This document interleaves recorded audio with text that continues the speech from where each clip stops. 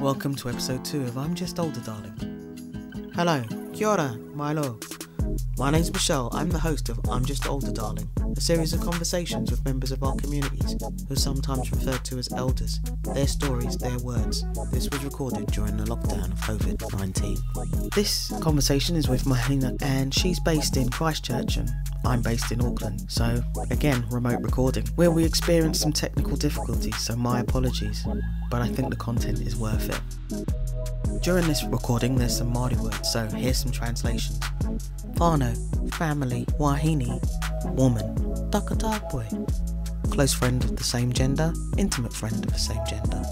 This conversation will start with Mahina's pepeha, which is a formal introduction of Mahina's whakapapa.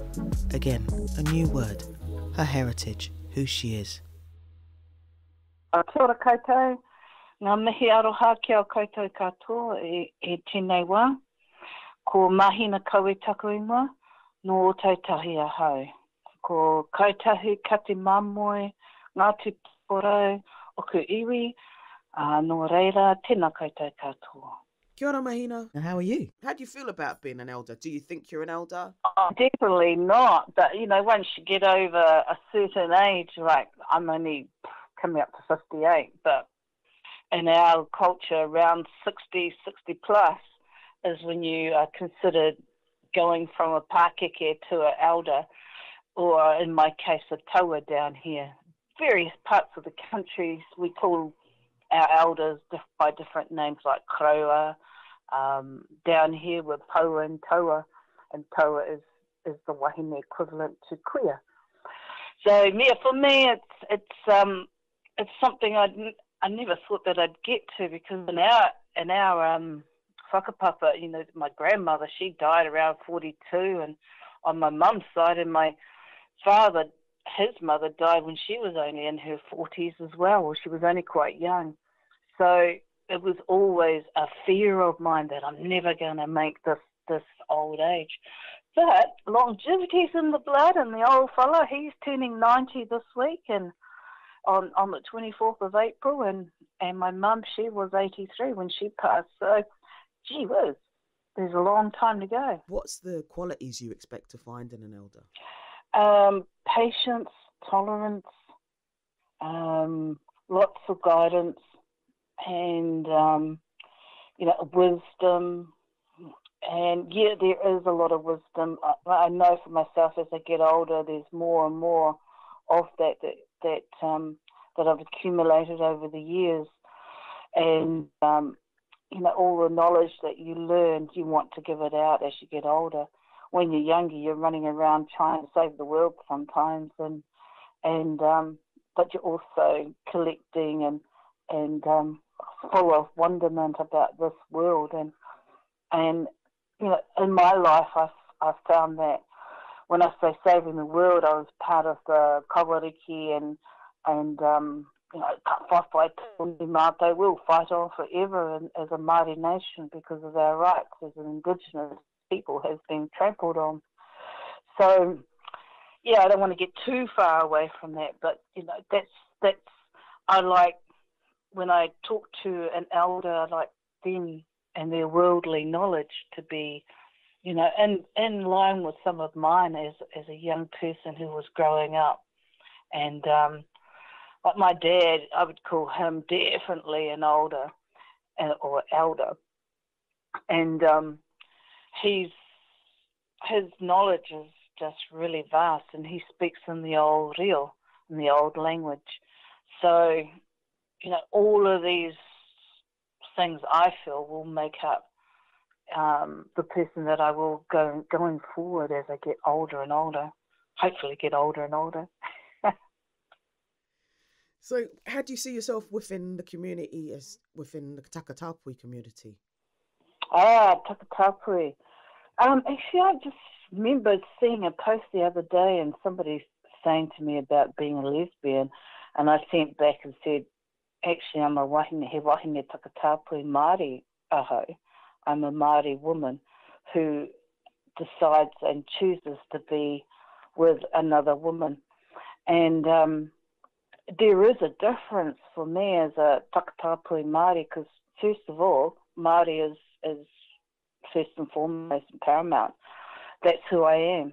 That's where I come from. That's my culture. That's everything to me. And whom I decide to share my space with, beside, in my bed and my body with, is a woman. And I don't see that there's anything wrong with that. And my dad, he grew up with Tini Ngāwai and various strong Whaine Takatāpui back up in the East Coast. And, I mean, he just was enamoured of her because she was like the queenie of Ngāpuhi, Ngāti Porou. And of course, songstress and composer. So, as a Takatāpui Māori here in Ōtautahi, I guess it's a biggie. There's a lot of younger ones coming up now who didn't have, what we had when we were growing up as young people, and that was, it wasn't cool to be out and about in the 80s, 90s. We were fighting and at times for the for the right to be seen, heard, and not be illegal in this country, in terms of being with each other, especially our gay men. So here we had a group called Whaine Takatāpui ki Waitaha, and we had equipment so we could play music, so we could just give it out. For a lot of our wahine were right into bands and dance and everything. It's a different story at the moment with the lockdown. There's none of that sort of stuff happening. But we're having to keep our groups alive and kicking, and now we're giving hygiene packs out and all sorts of things. And we've got a new group that started, which include our men as well. It's the kura, what's it called again? Pounamu. Anyway, kahukura, that's it. Pounamu, which is a part of a bigger group throughout the South Island. And Takatāpui are part of every dimension there is in every workforce.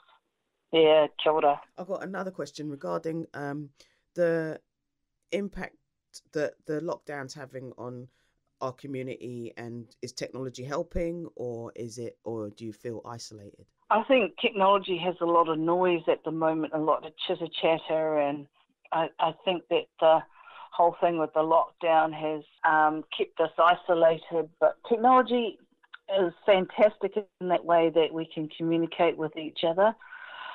I found it quite good to reach out to some of my Whaine Takatāpui out there who are struggling with the fact that they're not going to work every day, struggling with not seeing mokopuna or whānau and friends. It's mentally, it's really, really hard. Depression, anxiety is right up there. And being in Christchurch, not only, it's only been a year or so since the killings at the mosque, and before that we've had other things happening in Christchurch, still getting over the whole earthquake stuff, and then you get one out of the blue that shakes you up and reminds you, yes, that's right, we're in shaky Christchurch. So, yeah, it is, all of that trauma is impacting on our community, and I've seen it in the writings of some of our whānau out there, how they're feeling, and they are feeling isolated. Just going a bit further back in time, about Auckland, and what would you say your experiences in your youth were in Auckland and being a young Wahine Takatāpui? Auckland was really a novelty for me because my partner, or my wife, Lavinia, and I, we took off from Christchurch, went up to Hokianga, spent a long time in Hokianga, and decided to build a place for our, not literally build, but, make a space for our tamariki to actually be stable from. And Hokianga was that for us, because we went and stayed with the whānau up at Tukiwa. It's the Chapman whānau, and they were running the radio station at that time, Tautoko FM and Mangamuka. So we had a lot to do with politically in the Hokianga area, and I guess when we shifted to Auckland, I was busy doing music, and I was touring at that time with another group called Pacific Kills. And going back another 4 hours after arriving back into the country just seemed really hard work. And, just really wearing and tearing and travelling up and down the countryside because we were all in different places throughout the motu. Just got a bit much. So I decided that I wanted to go and live in Auckland for a change and organise all of that to happen. And my partner at the time was working in film industry and on location all over the place, probably at that time in Gisborne, doing a whole water story. So that's how I got to Auckland. I always wanted to go and live in Auckland, and I really, really enjoyed lots about Auckland, especially the Takatāpui scene. There was always something going on in Auckland. But it was not quite my scene. My scene is more whānau orientated, being with people who are more so not night clubbing or going out as much, but because it was just too much the noise and the lights for me just really heightened my anxiety back then. Coming from the country and going to a city was like, whoa, bit too much for me to handle. But in terms of doing my music, it was all around. There was heaps going on. Yeah. What are you doing differently now you're older as an artist that you would have told your younger self to do? Concentrate more on the Māori instruments that you have. And I play ngā taonga puoro, and though the Māori instruments are singing treasures that we have, there's over 200 and something instruments, but I only have a small amount, and a lot of that knowledge has been lost. So more research, probably being a little bit more brutal in terms of knowing I know what I know now, I wouldn't tolerate back then as a younger person.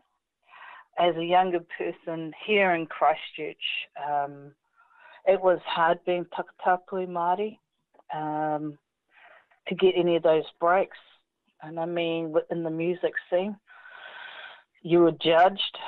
I remember one person that way back in Polynesian Performing Arts days, he was just a big stopper. But when it came to Mahina Rangi Toka coming down here and being a part of the group and doing some really good stuff and workshopping with us, he was really keen for me to support her and to host her. But so, you know, it was like 1 minute it's all right to be Takatāpui and next minute it's not. That's how it felt anyway. But I'm glad I did get to have that time with Mahina because, well, she's gone now, but back then it was a time to actually grow and learn from each other, and we remained friends, and she used to come up to Hokianga and see me when she was passing through. So I really enjoyed that sort of aspect of being Takatāpui, but the other aspects was,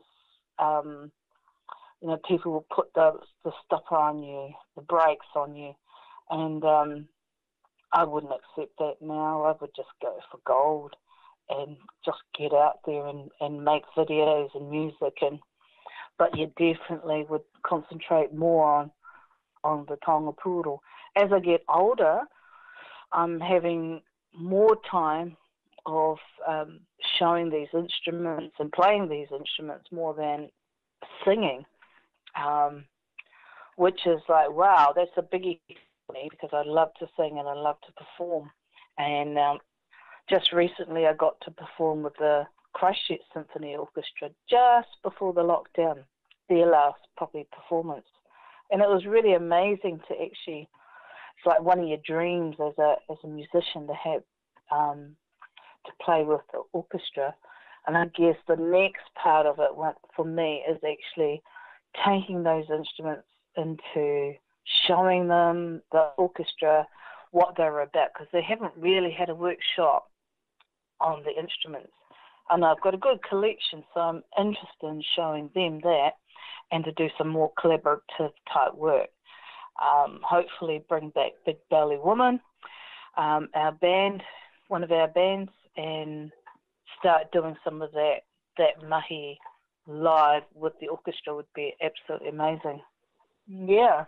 Have you got anything else you'd like to add? Yeah, I find as I get older, you know, like being elder, your skin is not the same.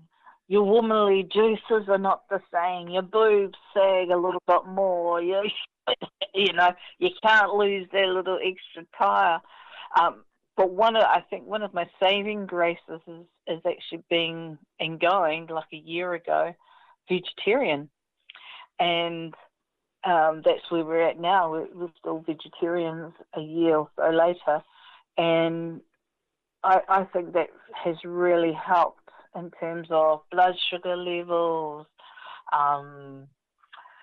cholesterol. I don't know, but my cholesterol's always been great. But, you know, all of those things have actually evened out for me. And it's been quite an interesting journey to see how that's changed from eating meat to vegetables only type thing. Has been great. Do you think the lockdowns impacted Māori differently? Yeah, absolutely. Especially as, you know, Māori women for us in this country, it's been a big struggle. I mean, Dad's talked about, just last night, he was talking about Rangiriri. And the last time I went to Rangiriri which is just out of Auckland ways, was it south of the Bombays there. Anyway, I saw, Eva Rickard back in the day, and we were on a protest, I guess. We were doing a march all the way from Te Hapua down to Rotorua to do with the Fletcher Challenge and all of those guys. And it was a whole lot of us that went on this protest march. And going to Rangiriri was a part where the soldiers had actually dug trenches, and the women and children were shot and buried in those trenches, along with some old people. And so, you know, destruction of our people is nothing new to us. And, you know, viruses and flus, influenzas is nothing new to Māori. We didn't have those, that immunity to those sorts of diseases and flus, and probably still haven't, but it's nothing new, as I say. And for older people, this is really attacking them big time, especially their psyche. I know for my father it was really hard for him to come to terms with not being able to go here, there and everywhere. And yeah, I don't want to see this again in my lifetime, but probably will, you know. What's next for you in the future? Future, I think, for me, the future of, I think when we started this was giving out knowledge, and so that's where I want to head, is actually giving out that knowledge of these singing treasures, performing, going to interact with other Indigenous cultures, and to just keep fighting against an oppressive system that probably wants to give you a little microchip at some stage. I don't know. See, that's that internet noise that's going on out there, that those sorts of things will be coming in the near future. Going, travelling, and performing will be the ultimate thing for me is workshopping and doing retreats, and sharing these beautiful instruments that I have, and mixing it up with, I think Big Belly Woman, the band, we really got into playing some of these traditional instruments with contemporary instruments, general instruments, and blending the two. And people, really liked the different contrast of it. The saxophone and a kuoro, for instance, is completely different to play, and not many people have done that sort of mixing and playing around back in 2000 or 1999 when we were recording and going through this. Encouraged other people like Trinity Roots to bring forth, kuoro, and other artists to bring through their Māori instruments into the forefront. So that's where I'm at, recording, and probably going to do a lot more stuff around that. In the meantime, the dog's going to have a little karanga as well, by the looks of it. Thank you, Mahina. Thank you. Kia ora, I am Mahina. I'm just older, darling. Thank you very much for listening to Mahina and I's conversation. I'm Michelle, your host. I'm Just Older, Darling. It's brought to you by Same But Black. It's a series of conversations with members of our community, sometimes referred to as elders, movers, shakers, doers, musicians, based in West Auckland and wider New Zealand. Each person has an interesting story and a perspective of their life and how. Thank you for taking the time, and I hope you enjoy the conversations with I'm Just Older, Darling contributors.